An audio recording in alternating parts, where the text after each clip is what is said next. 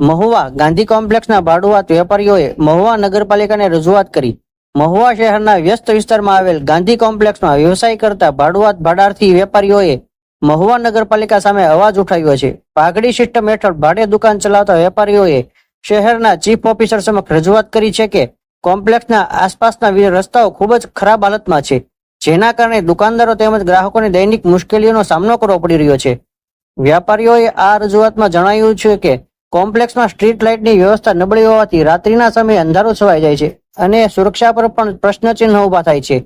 તેમજ કોમ્પ્લેક્સના ટોયલેટ પણ ખૂબ જ જર્જરિત હાલતમાં છે, જેમાં સફાઈ અને મરામતની તાત્કાલિક જરૂર છે। આ સમગ્ર બાબતને ધ્યાનમાં લઈ વેપારીઓએ તાત્કાલિક કામગીરીની માંગણી સાથે ચીફ ઓફિસર સમક્ષ લેખિત રીતે રજૂઆત કરી છે અને જો તંત્ર દ્વારા તાત્કાલિક પગલાં નહીં લેવાય તો આગામી દિવસોમાં ઉગ્ર રવૈયો અપનાવવાની ચીમકી પણ ઉચ્ચારી છે।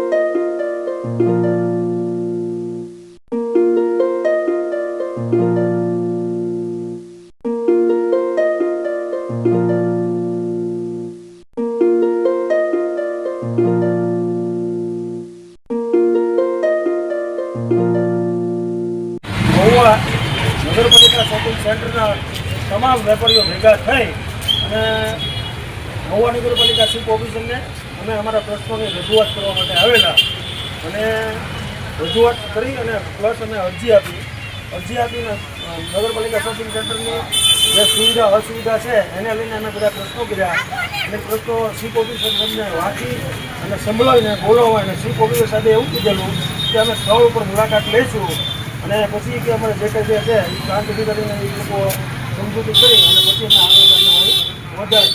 આવી રીતના મહુવાના નગરપાલિકા શોપિંગ સેન્ટરના તમામ વેપારીઓ નગરપાલિકામાં ચીફ ઓફિસરને રજૂઆત કરવા માટે આવેલા।